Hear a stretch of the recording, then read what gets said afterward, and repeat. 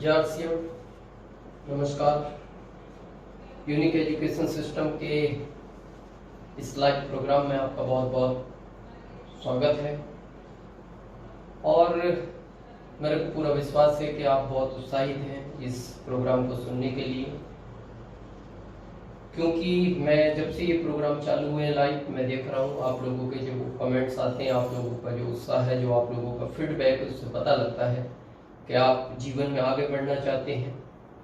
हाँ, फर्क इतना है, दुनिया बदल रही है, परिवर्तन इस संसार का नियम है, तो हमें समय के साथ बदलना चाहिए और उससे कोई फर्क नहीं पड़ता। लेकिन क्या है डीएसएम, डायरेक्ट सेलिंग मेथड, अलग अलग लोग इसके बारे में बोलते हैं, कोई नेटवर्क बोलता है, कोई मल्टी लेवल मार्केटिंग बोलता है, लेकिन डीएसएम में ऐसी क्या ताकत है जो एक आम आदमी को ये खास बना देता है? ओनली खाली पैसे से नहीं, उसका पर्सनालिटी डेवलपमेंट, उसका बोलने बात करने का तरीका, पहनने का तरीका, उन सारी चीजों को कैसे इम्प्रूव करता है, क्या इस कॉन्सेप्ट में ताकत है? तो आज हम इसकी डिस्कस करेंगे कुछ समय आपके साथ। और मैं आपको ये विश्वास दिलाता हूँ कि जब तक हम बात करेंगे आप ध्यान से सुनें, और मेरा आपसे वादा है कि जब आखिरी तक जब हमारी बात होगी कुछ समय की, तो आपके हर प्रश्न का उत्तर आपको मिल जाएगा। लेकिन मैं अपनी बात शुरू करने के पहले थोड़ा सा मैं आपको अपना परिचय दे दूं ताकि आप मेरी हर बात से रिलेट कर सकें। मेरा नाम दिनेश चौधरी है और मैं यूपी के एक मुरादाबाद डिस्ट्रिक्ट के एक बहुत छोटे से गांव में मेरा जन्म हुआ। और मेरे को आज भी अच्छी तरह याद है कि उस समय ज़्यादा पढ़ाई पर फोकस भी नहीं होता था, पढ़ाई के प्रति इतना उत्साह नहीं होता था, पढ़ाई के प्रति लोगों का या ये कह सकते हैं कि पढ़ाई एक जॉब के लिए की जाती है, जॉब के प्रति बहुत ज़्यादा लोग सीरियस नहीं थे। क्योंकि मेरे को आज भी वो बात याद आती है, अगर आप उसको अपने पिताजी से पूछेंगे तो आपको पता लगेगा कि जिस समय सेना में जॉब के लिए लोग गवर्नमेंट के लोग ढूंढने आते थे, तो कुछ माता पिता अपने बच्चों को छिपा लेते थे। वो ये बोलते थे कि भाई हमें जॉब में नहीं भेजना अपने बच्चे को। उस समय ऐसा था। और बहुत कम एज में उस समय आप देखना कि क्योंकि जॉब के प्रति बहुत ज़्यादा स्कोप नहीं था, जॉब के प्रति बहुत ज़्यादा लोगों में उत्साह नहीं था, तो इसलिए बहुत सारे छोटे बच्चे को स्कूल नहीं भेजते थे। आजकल प्ले स्कूल में डलवा देते हैं 2-2.5 साल के बच्चे को, लेकिन उस समय मेरे को याद है मेरी उम्र लगभग 5 साल थी और मेरे पिताजी उस समय गांव के प्रधान हुआ करते थे। और प्रधान होने का उस समय का मतलब है अपने आप में उनको एक लगता था कि मैं कुछ हूँ इस एरिया का। अलग अलग लैंग्वेज है हर स्टेट की, जैसे राजस्थान में सरपंच बोलते हैं और गुजरात में मुखिया बोलते हैं, हर जगह का अलग अलग है। यूपी में प्रधान बोलते हैं। तो मेरे पिताजी, मैं 5 साल का था, मेरे को स्कूल लेकर गए और हेडमास्टर साहब से बोलते हैं, उस समय हेडमास्टर साहब बोलते थे जिनको आज हम प्रिंसिपल बोलते हैं। हेडमास्टर साहब, ये मेरा बच्चा है और आप इसको भर्ती कर लो। उस समय एडमिशन नहीं होते थे, स्कूल में भर्ती कराया जाता था बच्चों को। आप इसको भर्ती कर लो और आपको लगता है कि ये अगर पढ़ने में ठीक ठाक रहे तो आप इसको हर साल क्लास चेंज करा देना, और आपको लगे पढ़ने में थोड़ा सा कमजोर है तो आप इसको 2-3 साल एक ही क्लास में रख के मजबूती के साथ भेजना। तो हेडमास्टर साहब ने जब ये बात सुनी तो शायद उनको ये बात बहुत अच्छी लगी, उन्होंने उसी बात को फॉलो अप किया। उन्होंने मेरे को 9th तक 18 साल पढ़ाया और 10th उन्होंने मेरे को 4 साल पढ़ाया। मैं अपनी ज़िंदगी में टोटल 22 साल स्कूल गया और जाने 22 साल जब कंप्लीट हो गए तो मेरे को आज भी वो घटना याद है। मेरे पिताजी को खबर भिजवाई हेडमास्टर साहब ने कि वो प्रधान जी को भेज रहे हैं, यानी मेरे पिताजी, और उनको बुला के उन्होंने एक ही बात कही कि या तो आप इस बच्चे को इस स्कूल से ले जाओ या फिर ये स्कूल हम यहाँ से ले जाएं। तो मेरे पिताजी को ऐसा लगा कि ये मेरी एक इंसल्ट हो गई, तो उन्हें अच्छा नहीं लगा बहुत और वो कुछ नहीं बोले। और मैं उनके फेस रीडिंग को देखकर समझ गया कि इनको बहुत अच्छा महसूस नहीं हो रहा। उन्होंने कहा आपको स्कूल ले जाने की जरूरत नहीं है, आप ऐसा करो इसका बस्ता मंगवाओ। मैं इसको लेकर जा रहा हूँ, अब ये स्कूल नहीं आएगा। उस समय बैग नहीं बोलते थे, बस्ता बोलते थे। उन्होंने मेरा बस्ता मंगवाया और लगभग गांव से मेरा घर 300-400 मीटर की दूरी का होगा, वो मेरे साथ चल दिए। उन्होंने रास्ते में मेरे से बात नहीं करी, और जब मैं घर पहुंचा तो मेरी माँ को उन्होंने कहा कि इसके भाग्य में भी शायद पढ़ाई नहीं है, खेती है। माँ ने कहा ऐसा क्या हुआ? बोले नहीं, वो हो गया जो होना था। और वो ये कह के चले गए। तो मेरी माँ ने पूछा क्या हुआ? मैंने कहा हेडमास्टर साहब ने ऐसा कह दिया उनको। तो मेरी माँ बोलती है बेटा तू खेती कर पाएगा? क्योंकि अभी तो मैं न्यूट्रिशन और ये सारे प्रोडक्ट यूज करता हूँ, वो हेल्थ गार्ड के हों, गुड डॉट के हों, हरी संजीवनी, मेरे घर में बहुत सारी चीज़ें हरी संजीवनी से मैं पौधों में डालता हूँ कई चीज़ें। तो मैं ये सारे प्रोडक्ट 100% यूज करता हूँ। न्यूट्रिशन को मैं शुरू से, आज गुड डॉट ने भी न्यूट्रिशन सारे प्रोडक्ट में लगभग डाल रखा है, गामा ओरिजिनल ऐसे प्रोडक्ट। तो अभी तो मैं ठीक हो गया, अभी मेरी सेहत अच्छी है, लेकिन उस समय मैं बहुत वीक था। लगभग 32 kg के आसपास मेरा वजन था। और मेरी माँ ने कहा बेटा तू खेती नहीं कर पाएगा, खेती में बहुत मेहनत है, तू ऐसे ही मर जाएगा, तू एक काम कर, कोई जॉब ढूंढ ले। बस जॉब कम पैसों का मिले तो चलेगा, लेकिन एक चीज का ध्यान रखना, मेहनत ज्यादा नहीं होनी चाहिए। तो मैं जब बहुत जगह गया यूपी में, तो जिसने भी मेरी मार्कशीट को देखा उसने मेरे को मना कर दिया। लास्ट में एक आदमी ने मेरे को एक ही बात कही मेरी मार्कशीट देखने के बाद, बोले आप इससे तो ये राज्य ही छोड़ दो तो अच्छा है। मैं समझ गया कि शायद अब मेरे को जॉब नहीं मिलेगा, और मैं घर आया। मैंने मेरी माँ से कहा माँ जॉब के तो चांस नहीं है, इस तरह की सिचुएशन हुई। तो मेरी माँ ने कहा बेटा एक काम कर, तू यहाँ छोटा मोटा काम करेगा, तेरे को शर्म महसूस होगी, शायद तू काम नहीं कर पाएगा, तो तू एक काम कर, राज्य ही छोड़ दे। और मैं 1995 के अंदर MP आ गया। MP में आने के बाद मैंने एक कृषि उपज मंडी के अंदर जॉब को शुरू किया। 2075 मेरी सैलरी हुआ करती थी। और मैं थैंक्स देता हूँ MP गवर्नमेंट को, 10वीं फेल वालों का ध्यान रखती है। और उसी जॉब को करते करते मेरे को वो घटना अच्छी तरह याद है, क्योंकि जो आदमी की जीवन में ऐतिहासिक पल आते हैं उनको आदमी कभी भूलता नहीं। 26 जुलाई 2002 का वो दिन था, आज के लगभग 18 साल पहले की बात थी।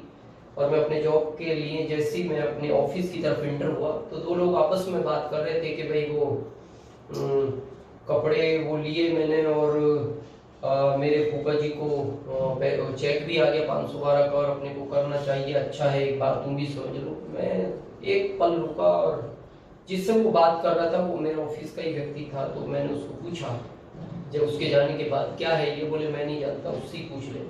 तो मैं उसके पास गया, मैंने कहा अभी आप किस चीज़ की बात कर रहे थे, ऐसा पैसा आ गया और खाली कपड़े लिए।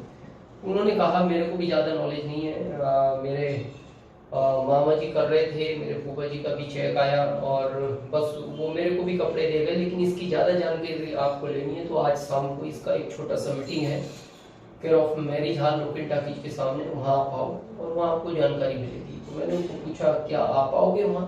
बोले हाँ मैं भी आऊँगा। तो मैंने कहा ठीक है मैं आता हूँ। जब मैं वहाँ पहुँचा तो उस हॉल में 8 व्यक्ति थे, 9वां कोई था नहीं। 9वां में गया, 10वां कोई आया नहीं। आश्चर्य की बात है कि जिसने मेरे को बुलाया था वो नहीं आया, और उससे भी बड़ा आश्चर्य इस बात का है वो आज तक नहीं आया।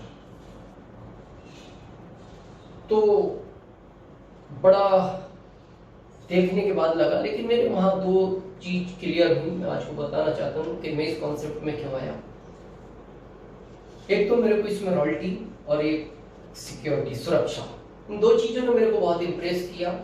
और मैंने उस दिन ये डिसीजन लिया कि अगर ये सिस्टम में ताकत है और ये कहते हैं कि ये 5 साल में आदमी का जीवन बदल सकता है, तो काम तो करना ही है, तो 5 साल क्यों ना इसको किया जाए।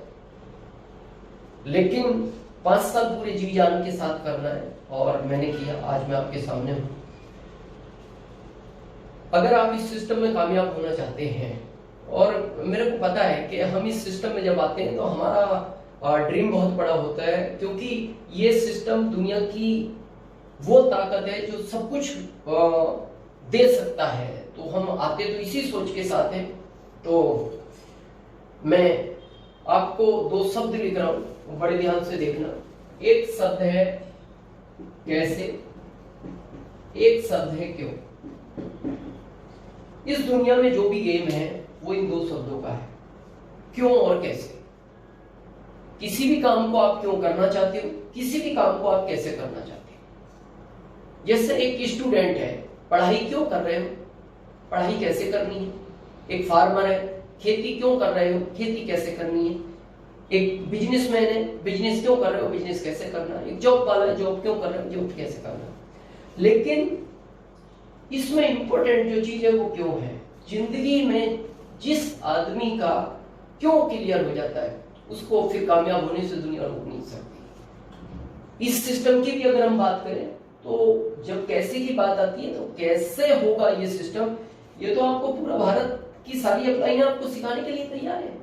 ये यूनिक एजुकेशन सिस्टम आपको डेली यही चीज तो सिखाता है, सिखाने के लिए सब लोग तैयार है इसको कैसे किया जाएगा। लेकिन क्यों करना है ये आपको ही समझना पड़ेगा, या आपको ही जानना पड़ेगा, या आपको ही देखना पड़ेगा। और जिस दिन आपका इस सिस्टम में आके क्यों क्लियर हो गया उस दिन आपको दुनिया की कोई ताकत इस सिस्टम में अमीर बनने से रोक नहीं सकती। और आज मैं लास्ट तक पूरी कोशिश करूंगा कि कैसे और क्यों करना चाहिए। तो आप तैयार हैं, मेरे को पूरा विश्वास है।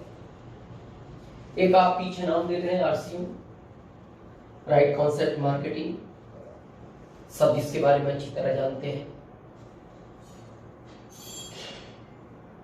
हम सब जो भी आज कर रहे हैं उसके पीछे एक कारण है, और हर चीज के पीछे कारण होता है। भले एक ईगो होता है जो आदमी को कई बार बात करने से रोकता है, लेकिन जो मेरा मानना है वो ये है कि हम सब एक, अगर मैं कॉमन उत्तर की बात करूं तो हम सब पैसे के लिए काम करते हैं। आदमी झूठ बोलता है पैसे के लिए, गलत करता है पैसे के लिए। जो भी आदमी करता है वो सब पैसे के लिए करता है, ये कड़वा सच है।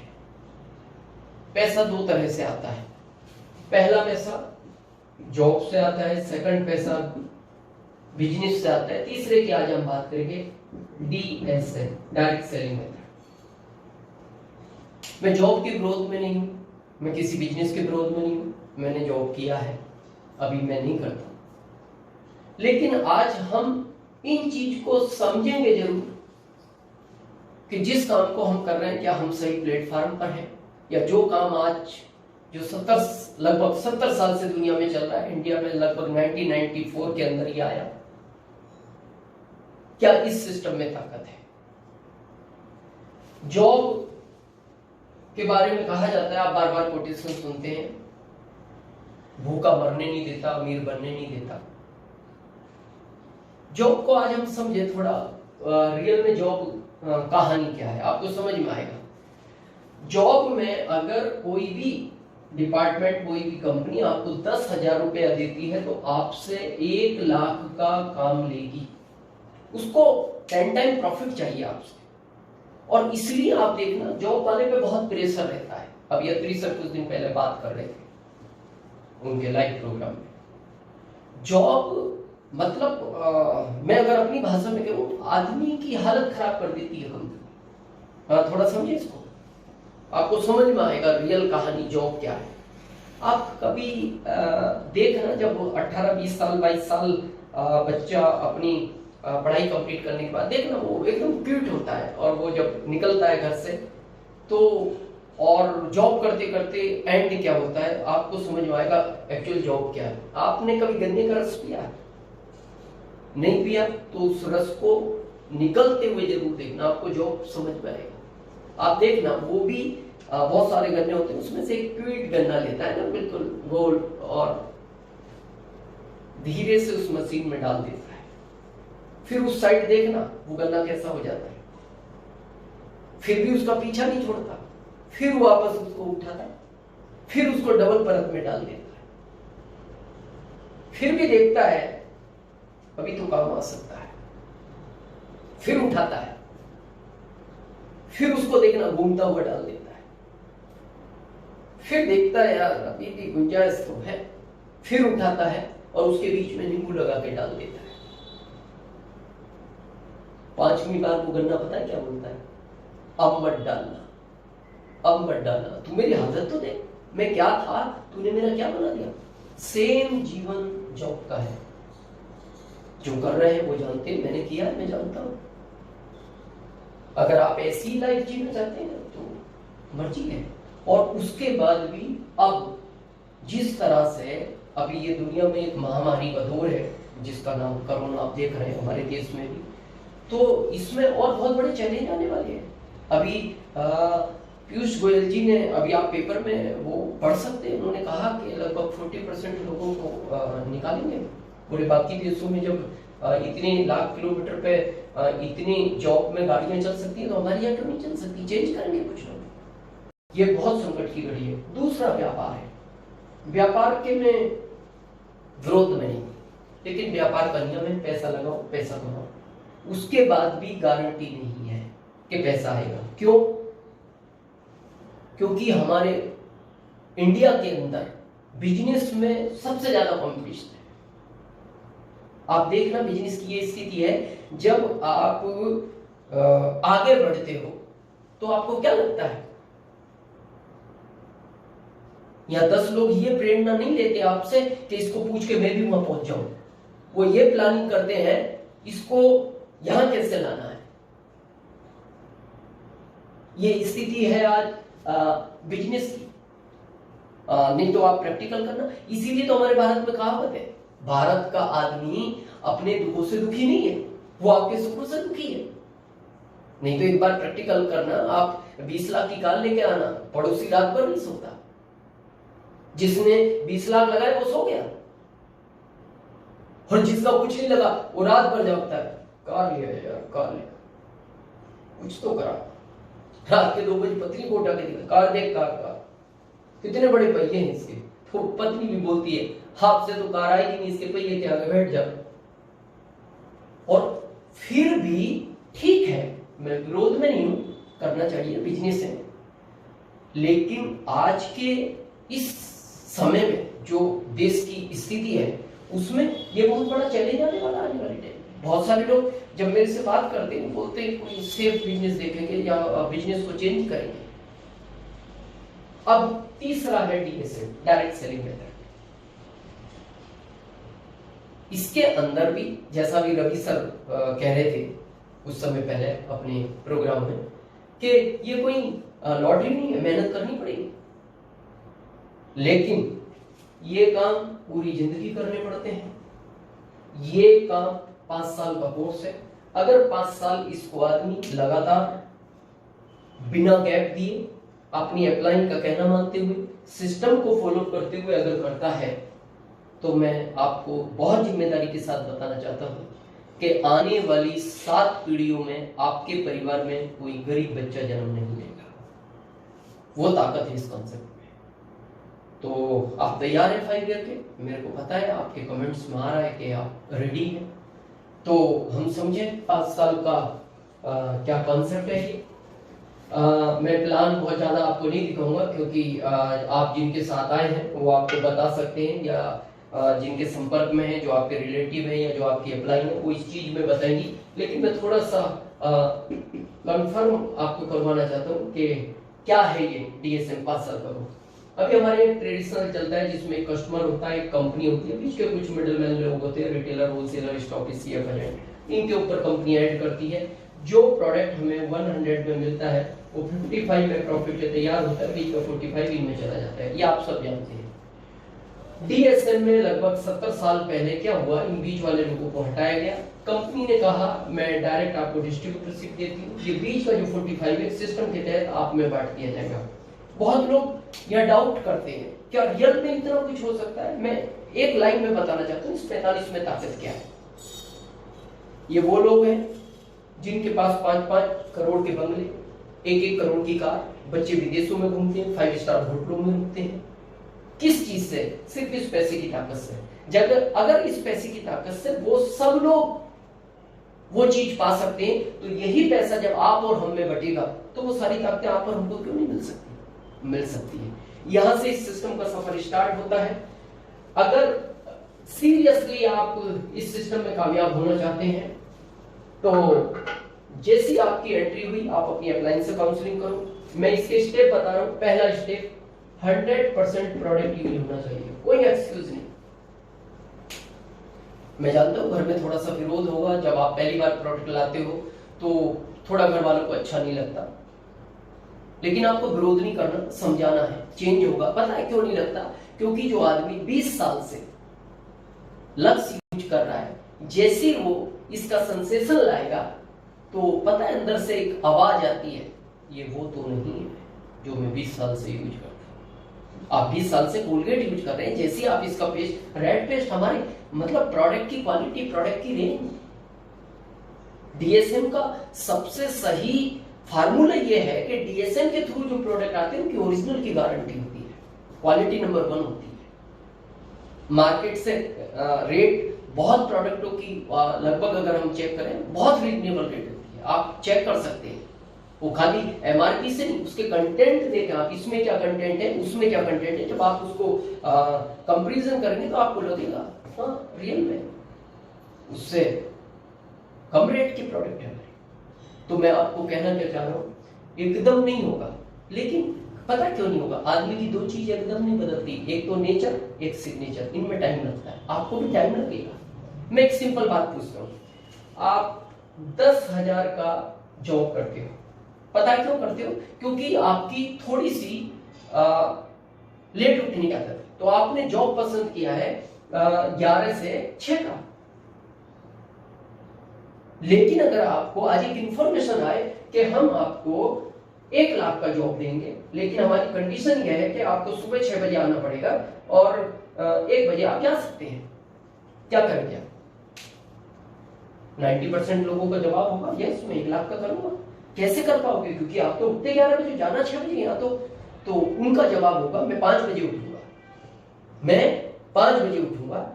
तो इसका मतलब क्या किया आपने? आदत बदली 5 बजे उठने की।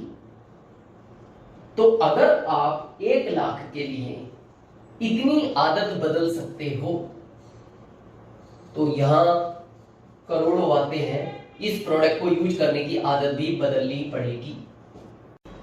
अच्छा 100% क्यों नहीं? आपने कभी इसका प्रोडक्ट यूज किया है? आप इसका प्रोडक्ट यूज करो। मैं नाम लूंगा, हरी संजीवनी हो, गुड डॉट हो, न्यूट्रिशन हो, हेल्थ गार्ड हो। आप हमारे पास ब्रांड तो देखो किस तरह। अगर आप न्यूट्रिशन की, आज मेरे को बहुत लोग बोलते हैं, अभी जैसा आपने सुना, मैंने कहा 3 साल का मेरा पोता, मैं अपनी 51 साल जिंदगी के पूरे कर चुका हूँ, मैं 100% न्यूट्रिशन खाता हूँ। मैं आपको भी कहना चाहूंगा, क्योंकि इस दौर में अभी आपको पता है, जब ये महामारी का, कोरोना का दौर जो चल रहा है, और ये चलेगा अभी, डॉक्टरों का, साइंटिस्टों का कहना बहुत लंबे समय तक आपको इसके साथ जीना पड़ेगा। इसके साथ वही आदमी लंबे समय तक जी पाएगा जिसकी इम्यूनिटी पावर ज्यादा होगी। और मैं कहता हूँ आप अपने ये चारों प्रोडक्ट, हरी संजीवनी हो, गुड डॉट हो, न्यूट्रिशन हो, हेल्थ गार्ड हो, गामा ओरिजिनल हो, आप इन प्रोडक्टों को अगर खाते रहे तो ये आपकी इम्यूनिटी पावर को 60% ग्रोथ देने की ताकत रखते हैं। इसलिए मैं कहता हूँ 100% प्रोडक्ट यूज करें। सेकंड, अपने घर में डिस्प्ले वॉल करें। हालांकि ये आज चला है, मैं आरसी में उस समय से डिस्प्ले वॉल करता था जिस समय खाली कंपनी कपड़े की किट बनाती, मैं कपड़ों को भी उसमें रखता था। उसका फर्क पड़ता है। मैं आपसे एक बात पूछना चाहता हूँ, आप प्रोडक्ट लाए 3-4 हजार के, आपके पीयूसी से, वंडरबर्ड क्विक से, वंडरबर्ड से आप जो प्रोडक्ट लाए, तो आप उसको कहीं ना कहीं किचन में तो रखोगे, उसको डिस्प्ले वॉल में रखो। उससे क्या है, लोग आगे रह के पूछते हैं, और भारत के आदमी का नेचर है, अगर किसी को आगे रह के कुछ बताओ तो वो उसको इग्नोर करता है। जब वो आगे रह के पूछता है तो उसकी चीज के प्रति वो सीरियस होता है। बहुत सारे नए लोग आपके साथ इस डिस्प्ले के द्वारा कनेक्ट होंगे। तीसरा, आपके यहाँ डायमंड क्लब, अगर आप इस बिजनेस में डायमंड बनना चाहते हैं तो डायमंड क्लब अनिवार्य है। डायमंड क्लब, इसकी आप अपनी अप्लायंस से काउंसलिंग करें, ये कैसे होता है वो आपको मदद करेगी। और 3 तरह से ये कंपनी पैसा बांटती है, थोड़ा सा हम समझेंगे इस चीज को। 32 performance bonus, 8% royalty bonus, 5% technical bonus. ये इस तरह बांटती है। और ये शुरू का जो सफर है ये आपका ऐसा चलता है, ये मैं सच बता रहा हूं आपको, हो सकता है कई बार लोग नहीं बता पाते। तो बहुत लोग मेरे से पूछते हैं, सर इसीलिए हम इसको करना नहीं चाहते। कम से कम हमारे जॉब में 25,000 सैलरी फिक्स तो है। हाँ मैं मानता हूँ फिक्स है, लेकिन एक बात का ध्यान रखना, ये फिक्स है, इसका नाम ही फिक्स है। 6 महीने बाद इसके आगे कोई भी एक जीरो नहीं लगा सकता, डायलॉग नहीं हो सकता। लेकिन इस सिस्टम के अंदर ये ताकत है, अगर ये आपको 25,000 तक ले गया और वापस 2500 भी ले आया तो आप घबराना मत। यही एक ऐसा कॉन्सेप्ट है दुनिया का जो वापस फिर इसके आगे 4 जीरो लगाने की ताकत रखता है। और मैं लोगों से एक ही बात बोलता हूँ, आप जॉब करो, व्यापार करो, धीरे करो, ये आएंगे उतार चढ़ाव, सबके पास साथ आए हैं, वो वसा हो, कोठारी सर हो, केसी सर हो, बीसी सर हो, ये सब उस दौर से गुजरे हैं। ये जितने भी कोर लीडर्स हैं जिनको आप डेली सुन रहे हैं, ये सब उस दौर से गुजरे हैं। तो ये चलेगा, आपको इसी के साथ रह के अगला जो इसका रॉयल्टी, जहां समथिंग 8% रॉयल्टी 25,000 इनकम होती है और वो आपके स्ट्रक्चर पर डिपेंड करती है, आप इसको कितना बड़ा कर सकते हैं। रॉयल्टी को ही पैसिव इनकम बोलते हैं। अभी अत्री सर ने इसका जिक्र किया कुछ दिन पहले, प्रहलाद सर ने अपने प्रोग्राम में इसकी बात की। मैं आज थोड़ा सा बताना चाहता हूँ ये क्या है। जैसे ही आप इस सिस्टम में आए, आपने लोगों को कनेक्ट किया अपने साथ, 3, 4, 5 जो भी आपको लगा, फिर इनकी लिस्ट बनवाई, इस तरह ये आगे सिस्टम काम करता है, जिसको हम बोलते हैं नेटवर्क। जो लोग इसकी नॉलेज रखते हैं वो इसको नेटवर्क बोलते हैं। ज्यादातर लोग इसको भारत में बोलते हैं जोड़ा जाड़ी का काम। आप देखना बहुत सारे लोग तो इसमें इतने फेमस हो गए कि वो दूर से देख के बता देते हैं, ये जो आ रहा है ना देखना, अब जोड़ेगा, अब जोड़ेगा। आधा गांव इसी ने जोड़ा है।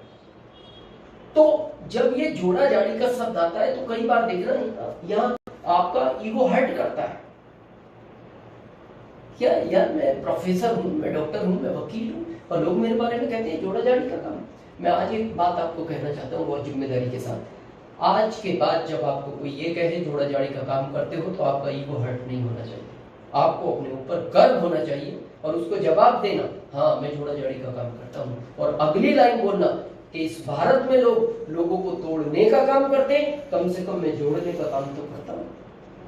अरे आज हम एक उस नए व्यक्ति को अपने साथ जोड़ते हैं जिसका हमारा उसका कोई रिलेशन नहीं है, फिर उसको एक दिन हम लीडरशिप ले जाते हैं, रॉयल्टी ले जाते हैं, टेक्निकल ले जाते हैं।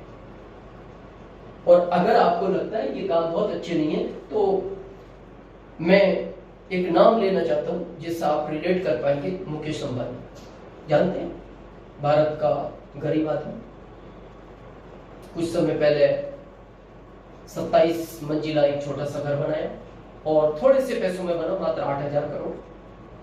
क्यों बन पाया?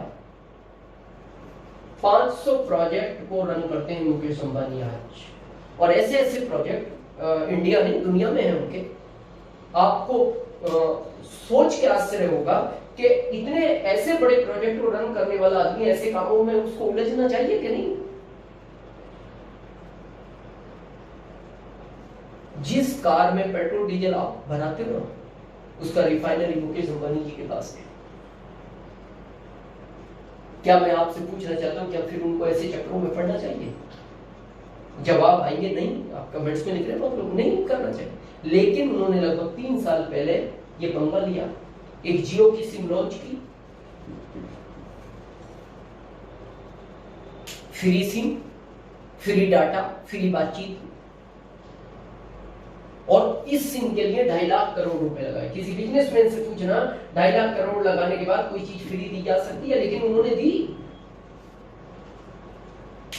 कितना ही स्टाफ, कितनी प्रशासनों से उनका कई बार विरोध हुआ होगा, जहां टावर खड़े करने गए कितनी चैलेंज आए होंगे। पूरे भारत की रोड खोदनी थी, नंबर 1 का फाइबर बिछाया उन्होंने भारत में, 100 Mbps की स्पीड, जो आज भी कई देशों में नहीं है। क्या उलझना था इसमें? लोगों ने पूछा क्या है, क्यों पढ़ना चाहते हो इस चक्कर में, इतना झंझट, इतना पैसा खर्च करने के बाद फ्री पढ़ रहे हो? उन्होंने कहा ये एक्टिव इनकम है, जब तक मेरे अंदर टैलेंट है मैं पैसा कमा सकता हूँ। जरूरी नहीं है वो टैलेंट मेरे बच्चों के अंदर हो, आने वाला समय क्या हो कुछ नहीं कह सकते, लेकिन ये जो मैं अभी नेटवर्क तैयार कर रहा हूँ इसी को पैसिव इनकम बोलते हैं, जिसको रॉयल्टी बोलते हैं। और उन्होंने की, आप देखो शुरू में सब कुछ फ्री दिया, जब फ्री दिया लोग जुड़े। भारत में फ्री की तरफ आदमी का आकर्षण ज्यादा होता है। 1 जुड़ा, 10 जुड़े, 1000 जुड़े, लाख जुड़े, करोड़ जुड़े। जैसे 50 करोड़ लोग इनके साथ जोड़ाजाड़ी कर गए तो इन्होंने अगले दिन रात को भारत को अगले दिन मैसेज दिया, कल से सारी फ्री सेवाएं बंद। लोग टेंशन में आ गए, बोले अभी तक फ्री क्यों था? बोले आपको आदत लगाई। बोले आप पैसा क्यों लेना चाहते हो? बोले 2.5 लाख करोड़ लगाया यार, पैसा क्यों नहीं चाहिए मेरे को? दिया 399 84 डेज। फिर जैसे ही 60 करोड़ लोग वापस आंकड़ा बढ़ा, फिर उन्होंने एक दिन मैसेज दिया, अब जियो से जियो के अलावा नहीं जियो। मतलब जियो से जियो बात करोगे फ्री रहेगी, जियो के अलावा बात करोगे पैसा लगेगा। कुछ दिन बाद यह आंकड़ा फिर बढ़ेगा, फिर वो कह देंगे अब किसी से कोई नहीं जिएगा, सबका पैसा लगेगा। जब उन लोगों को इस पैसिव इनकम की जरूरत है तो उनसे 1000 गुना फिर हमें सब चाहिए। आपको रॉयल्टी, मैं जानता हूं आपको चाहिए। हम सब इस सिस्टम में जब आते हैं तो एक रॉयल्टी का सपना ही लेकर आते हैं। तो अगर आप रॉयल्टी चाहते हैं तो मैं उसका फार्मूला दूं। पहला, कभी भी किसी का मीटिंग मिस नहीं करना है। कोई ट्रेनिंग हो, चाहे वो प्रोडक्ट का हो डेली चल रहे हैं, या यूनिक एजुकेशन सिस्टम का कोई प्रोग्राम हो, या यूनिक एजुकेशन सिस्टम की कोई ट्रेनिंग हो, आपको कोई भी मीटिंग मिस नहीं करना। या आपकी अपलाइन के द्वारा जूम पे कोई काउंसलिंग हो, क्योंकि जो लोग इसमें जितना सीखेंगे उतना बड़ा एम्पायर खड़ा कर पाएंगे। सेकंड, फैमिली को इन्वॉल्व करें। मेरा आपसे ये विशेष रिक्वेस्ट है, और मेरे को इस बात को कहने में कोई झिझक और छोटापन महसूस नहीं होता। जब मैंने आरसीएम शुरू किया था, मैं बहुत संकुचित व्यक्ति था, मैं किसी से बात नहीं कर पाता था ज्यादा। लेकिन आज मैं जिस जगह खड़ा हूं, ये मेरी पत्नी की देन है। इसमें मेरे को कोई छोटापन महसूस नहीं होता, क्योंकि रियल में आज देखो ना, आज हमारी कंपनी के ओनर है, आज पूरी फैमिली, टीसी सर हो, सौरभ सर हो, उनकी फैमिली हो, प्रियंका मैम हो, आज पूरी फैमिली इस बिजनेस को, क्या कमी है उनके पास? लेकिन वो भी यही चाहते हैं कि इस देश के अंदर आर्थिक आजादी आए, सब कुछ नेचुरल हो, प्राकृतिक, ये सारी चीजें। क्या जरूरत थी? एक व्यक्ति काम कर रहा है, करता रहता है। तो फैमिली इंपॉर्टेंट है। इसके बाद आता है टेक्निकल पे जाने के बाद क्या क्या देता है ये बिजनेस। पहला, money freedom. Second, time freedom. Third, personality development, recognition. Money, अगर मैं बात करूं मनी की, आप आंकड़े देखें, आप मेरे पे शायद बिलीव ना करें, आजकल सोशल मीडिया पे सब कुछ अपडेट है, गूगल वगैरह पे आप जाके सब कुछ देख सकते हैं। डायरेक्ट सेलिंग मेथड के अंदर 100, 125, 150 करोड़ कमाने वालों के आप नाम नहीं गिन पाएंगे। बस फर्क क्या है, उन्होंने ये फैसला किसी ने 30 साल पहले लिया, किसी ने 40 साल पहले लिया, किसी ने 50 साल पहले लिया। हम आज लेंगे या नहीं लेंगे, ये हमारे ऊपर डिपेंड करता है। टाइम फ्रीडम, जब मैंने आरसीएम शुरू किया, मैं शुरू के 5 साल तक 25 दिन फील्ड में रहता था और 5 दिन में घर रहता था। लेकिन आज मैं 5 दिन फील्ड में रहता हूँ, 25 दिन अपने पोते के साथ खेलता हूँ। ये आपके साथ भी हो सकता है। पर्सनालिटी डेवलपमेंट, ये आप देखो पहनना सिखाता है, ये बात करना सिखाता है। बहुत लोग आज भी मेरी एजुकेशन पे डाउट करते हैं, बोले दिनेश जी ये हो नहीं सकता, पूरे इंडिया में लोगों से बात करते हुए ये कैसे पॉसिबल है? मैंने सब कुछ यहीं से सीखा है। तो चाहते हैं आप इस तरह की लाइफ, तो मैं बताऊं क्या करना पड़ेगा। फर्स्ट, डिसीजन लेना पड़ेगा। ये सबसे इंपॉर्टेंट फैक्टर है जीवन का, निर्णय। बहुत लोग यही नहीं ले पाते और लेते लेते रुक भी जाते हैं। कई बार आप देखना, जब आप किसी को इस कॉन्सेप्ट की बात करते हो, उसको प्लान समझ में आ जाता है, प्रोडक्ट समझ में आ जाते हैं, लेता है, लेकिन फिर वो सोचता है पता नहीं मैं कर लूं और मेरे को कुछ लोग नहीं मिले तो। ये बड़ा खतरनाक शब्द है। आज मैं थोड़ा सा इस पिक्चर को क्लियर करना चाहता हूँ। मेरा आपसे एक निवेदन है, जिंदगी में कुछ भी करो, इस शब्द में मत उलझना। आपको करना है तो आप उस चीज को कर लो, नहीं करना तो मत करो, लेकिन इसके अंदर कभी नहीं उलझना। बहुत खतरनाक शब्द है ये। जो लोग भी इसमें उलझे हैं वो कहीं नहीं पहुंच पाए। समझे थोड़ा सा। एक बार 2 दोस्त थे, 25 साल तक साथ में जॉब किया उन्होंने, और जॉब करने के बाद एक दिन जब उन्होंने हिसाब लगाया, उन्होंने कहा भाई तेरे पास कितनी बचत है, मेरे पास कितनी बचत है, तो पता लगा दोनों के पास 10-10 हजार की बचत थी। तो दोनों कहने लगे यार ये क्या जिंदगी है, क्या करेंगे हम, ना मकान बना पाएंगे, ना बच्चों की अच्छे से शादी कर पाएंगे, क्या करेंगे हम इस जिंदगी में। ये तो एज होगी हमारी 25 साल में 10-10 हजार, ऐसा करते हैं जॉब में पैसा नहीं है, हम कोई व्यापार शुरू करते हैं। तो पहले ने कहा यार 10,000 में कौन सा व्यापार चालू करेंगे, बोले मैं एक आइडिया देता हूँ, एक काम कर 10,000 में हम 2 भैंस खरीद के लाएंगे। बोले फिर क्या होगा, बोले ये भैंस दूध देंगी, उस दूध को बेच के पैसा कमाएंगे, फिर उस पैसे से और भैंस ले लेंगे, 2 से 4 हो जाएंगी, फिर दूध बेचेंगे, फिर घी बेचेंगे, उससे पैसा आएगा, फिर 8 हो जाएंगी, 16 हो जाएंगी, 32, 64, 128, 254, 512, 1024, 2048, 4096, 8156, फिर हमारे पास लाखों भैंसे होंगी, पूरी इंडिया में हमारा दूध और घी बिकेगा और तू भी अमीर और मैं भी अमीर। कैसा था आइडिया? बहुत लोग लिख रहे हैं आइडिया अच्छा था, बिल्कुल फाइनल आइडिया बहुत अच्छा था। वो अपने घर गए प्लानिंग करने के बाद, अचानक शहर से एक दोस्त को फोन आया, तुम्हें अभी करंट में अर्जेंट यहाँ आना है।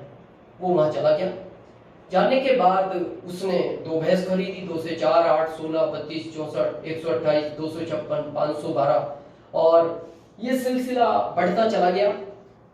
5 साल बाद वो अपने बिजनेस में बिजी होने के बाद 5 साल तक गांव नहीं आ पाया। 5 साल बाद जब वो गांव आता है तो 50 लाख की मर्सिडीज कार, 5 कारें आगे 5 कारें पीछे, कारों का काफिला जैसे गांव में घुसा तो पहला दोस्त साइकिल लेके खेत से आ रहा था। उसने देखा यार ये क्या काफिला है, वो देख खड़ा होकर देखने लगा। कार वाले ने देखा साइकिल वाले को दोस्त तो यही है, क्योंकि वो तो पहचान गया, साथ में था, लेकिन साइकिल वाले को डाउट था क्या ये वही है, लेकिन कार वाले को कंफर्म था ये वही है। उसने कार रुकवाई, कार से उतरा, तो जैसी वो कार से उतरा तो साइकिल वाला समझ गया अरे ये तो वही है। दोनों गले मिले और गले मिलने के बाद साइकिल वाला तेज तेज रोने लगा और बोलता है दोस्त ये क्या नजारा है। तो उसने कहा नजारा, कोई नजारा नहीं, अरे आज के 5 साल पहले तूने तो प्लानिंग की थी कि 2 भैंस ले लो, 4 होंगी, 8, 16 और मैंने शहर जाती वो काम शुरू कर दिया। आज मेरे पास लाखों पैसे, पूरी इंडिया में मेरा दूध और घी बिकता है। आज मेरे पास ना पैसे की कमी है, ना बंगलों की कमी है, ना कारों की कमी है। लेकिन उसने उसको कहा प्लानिंग तो तुमने भी की थी, तुम्हारा क्या हुआ। बोले जब मैं रात को गया मैंने मेरी पत्नी को सारी कहानी बताई, मेरी पत्नी बहुत खुश हुई। बोले गजब का आइडिया, 2 से 4, 8, 16 हम तो बहुत अमीर बन जाएंगे। बोले फिर क्या हुआ। बोले लास्ट में मेरी पत्नी ने सिर्फ मेरे से एक प्रश्न पूछा, बोले मेरे को एक बात का जवाब दे दो, कल से दोनों भैंसें मर गई तो, मर गई तो साइकिल जिंदाबाद, जी गई तो कार जिंदाबाद। आज ये फैसला आपको लेना है, ये बहुत बड़ा फैसला होता है जिंदगी का। बहुत लोग सोचते हैं अगर मेरे को लोग नहीं मिले, क्या हो सकता है नहीं मिले, अच्छे प्रोडक्ट लो, स्वस्थ रहो, जिंदगी के इन प्रोडक्टों को खाने के बाद 10-15 साल की आपकी उम्र बढ़ जाएगी, स्ट्रॉन्ग रहोगे हमेशा। नहीं मिले तो, मिल गए तो फिर वो जगह आपकी नहीं, ये जगह आपकी होगी। सेकंड, विश्वास, बिलीव लेवल आपको बढ़ाना पड़ेगा। जिंदगी में बहुत सारी चीजें विश्वास से ही चलती है। विश्वास के अलग अलग क्राइटेरिया है। कुछ चीजों को विश्वास देखने से होता है, कुछ चीजों को विश्वास सुनने से होता है, लेकिन ज्यादातर विश्वास करना पड़ता है। जैसे आज अगर हम बात करें, अभी आप मेरे को सुन रहे हो, मेरी बात पे विश्वास हो सकता है, नहीं हो सकता। मेरे को देख रहे हो, विश्वास हो सकता है, नहीं हो सकता। लेकिन जो सबसे ताकतवर विश्वास है वो काम करता है खुद से। सबसे पहला विश्वास आपको अपने ऊपर होना चाहिए कि मैं भी एक दिन टेक्निकल बनूंगा, फाइनेंशियल फ्रीडम होगी, टाइम फ्रीडम होगी। सेकंड विश्वास आपको उस पर होना चाहिए जो इस दुनिया का मालिक है। अगर उसने करोड़ों लोगों को अमीर बनाया, वो आपको बनाएगा। थर्ड विश्वास आपको कंपनी पर होना चाहिए। नंबर 1 कंपनी है आपकी, हर एंगल से अगर एथिकल किसी भी तरह से देखें, गवर्नमेंट की गाइडलाइन किसी भी तरह से देखें, आप नंबर 1 कॉन्सेप्ट के साथ। और फोर्थ विश्वास आपको अपलाइन पर होना चाहिए जो आपको इस कॉन्सेप्ट में लेकर आया है। क्लियर? इसके बाद मैंने एक शब्द कहा अपलाइन, बड़े ध्यान से सुनना। अपलाइन का इस कॉन्सेप्ट में बहुत बड़ा रोल होता है। बहुत लोग क्या करते हैं, थोड़ा सा कुछ लेवल आया, वो अपलाइन को भूल जाते हैं। क्या करेगी अपलाइन, कौन है अपलाइन? आपको पूरी दुनिया का ज्ञान अपनी अपलाइन से ज्यादा हो सकता है, लेकिन इस कॉन्सेप्ट का ज्ञान आपकी अपलाइन को आपसे ज्यादा है। ये विशेष ध्यान रखना। ये दिमाग लगाने का बिजनेस नहीं है, ये सिस्टम है। हाथ पैर आपके रहेंगे, दिमाग सिस्टम का रहेगा। आपकी अपलाइन एक सिस्टम का पार्ट होता है। और जो लोग अपलाइन की बात नहीं मानते, अपना दिमाग लगाते हैं, तो मैं थोड़ा सा क्लियर कर दूं अपना दिमाग लगाने वालों के साथ क्या होता है, समझे थोड़ा सा। एक बार यमराज पृथ्वी पर आते रहते हैं, काम है उनका। जैसे आए उन्होंने एक आदमी को पकड़ लिया, बोले भाई चलो टाइम पूरा हो गया। उसने कहा प्रभु छोटे छोटे 2 बच्चे हैं, मेरे को पता है जाना है, लेकिन अब इनको मेरे को बड़ा करने दो, इन्हें मैं कामकाज पे लगा दूं, उसके बाद मैं चलूंगा। यमराज बोलते हैं देखो मेरे को जैसा ऑर्डर मिलता है मैं वैसा काम करता हूं, ऊपर से मेरे पास ऑर्डर है, उसमें आपका नाम है, चलना ही पड़ेगा। लिस्ट बहुत लंबी है, अगर मैं आपका वेट करूं तो मेरे को बहुत साल लगेंगे, और इस लिस्ट में सबसे ऊपर तुम्हारा नाम है। तो किसान को लगा क्या करना चाहिए, वो अपनी पत्नी के पास गया, क्या करना चाहिए। पत्नी बोली देखो जो वो कह रहे ठीक है, दिमाग मत लगाओ। तो वो बोलता है तुम्हें क्या पता दिमाग लगाना पड़ता है, तो क्या करे। बोले मैं देखता हूं।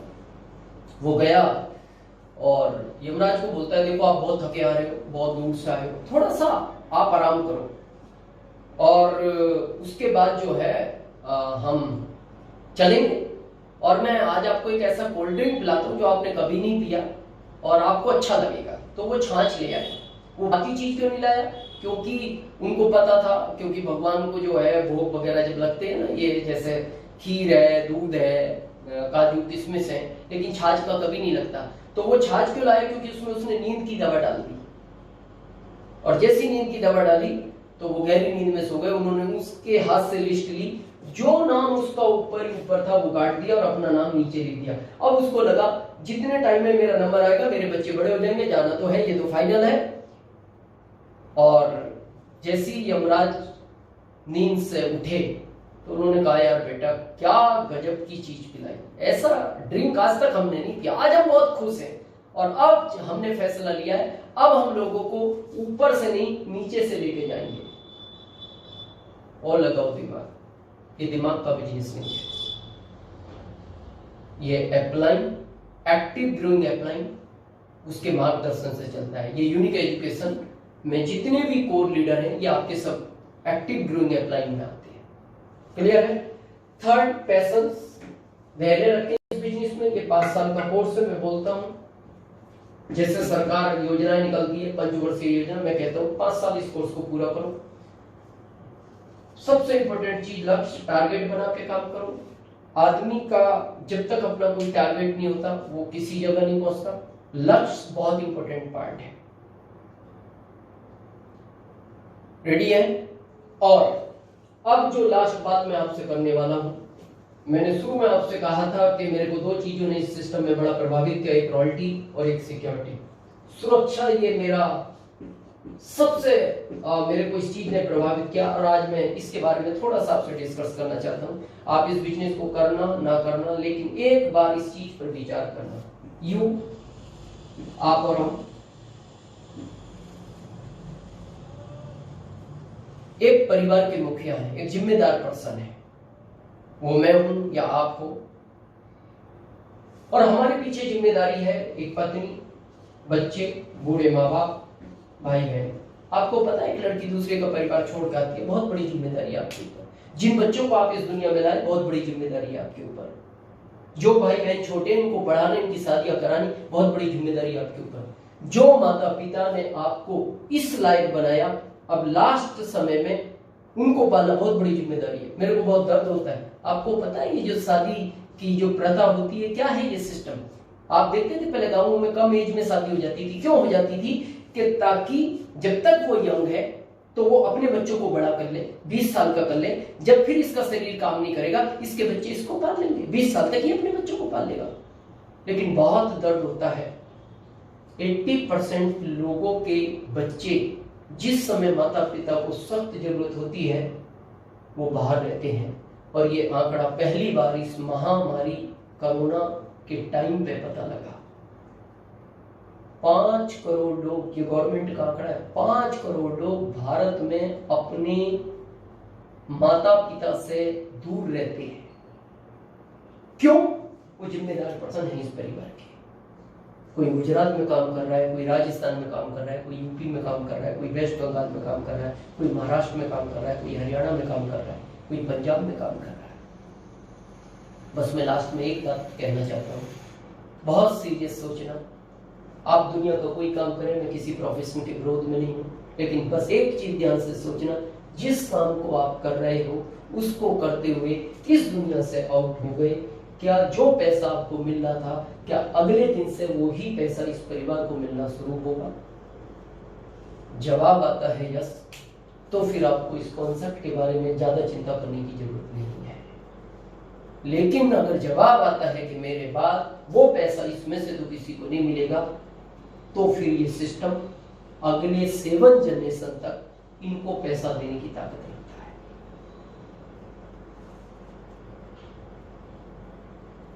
अभी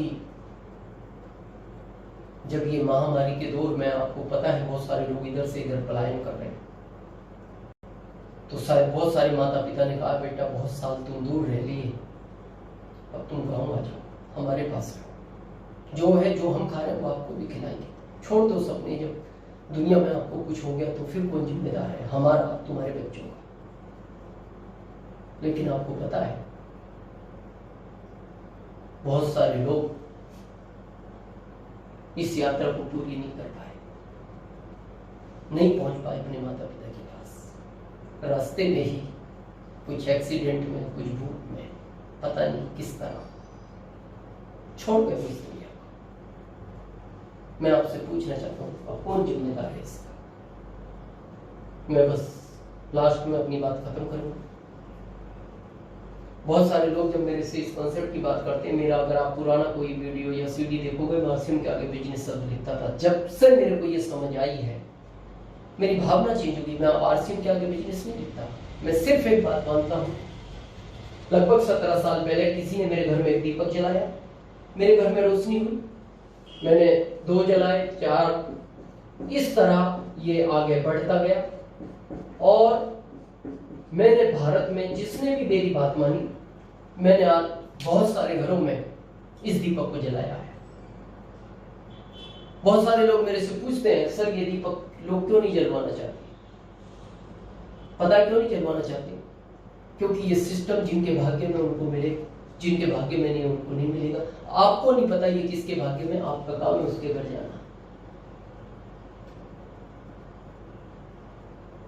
थोड़ा सोचो कभी, आप इस समय में जहां पैसे की सख्त आवश्यकता है, 2000 के नोट की आप गड्डी लेकर एक चौराहे पर जाओ, आपको क्या लगता है हर आदमी आपसे नोट लेके चला जाएगा? आप पहले आदमी को कहो भाई ये पैसे ले जा, क्या लगता है? सोचेगा यार ऐसे कोई पैसे बांटता है क्या? नहीं लेगा, चला जाएगा। अगला है ले भाई 2000 का नोट ले जा, वो कहेगा यार नकली होगा इसलिए दे रहा। तीसरा है उसको कहना 2000 का नोट ले जा, वो कहेगा वो अभी दे देगा अगले चौराहे पर, इससे होगा। लेकिन एक आदमी और आएगा जो हंसता हुआ आएगा, आपके हाथ से नोट लेगा और लेके चला जाएगा। पता है क्यों? आपने नोट तो 4 को दिया था, 3 ने क्यों नहीं लिया? क्योंकि वो 3 के भाग्य में नहीं था, वो जिसके भाग्य में था वो लेकर चला गया। इसी तरह ये कॉन्सेप्ट आपको बताना है। आपको लोगों के घर में दीपक जलाने हैं, जिसको जलवाना होगा, जिसके भाग्य में होगा वो आपको जलवाएगा, नहीं तो आप नेक्स्ट दरवाजे चले जाओ। लेकिन मैं आपसे एक वादा करता हूँ, आप अगर इस दीपक को जलाते हुए, जितने भी सीनियर हैं, जितने भी टेक्निकल रॉयल्टी अचीवर हैं, आपका काम है भारत के हर घर में इस दीपक को लेकर जाना। जो जलवाना चाहे वेलकम है, नहीं आप आगे चले जाओ। लेकिन मैं आपसे एक वादा करता हूं, किसी आंधी और तूफान के कारण ये दीपक बुझ गया। इस महामारी कोरोना के टाइम में लाखों दीपक बुझे हैं इस दुनिया में, लाखों।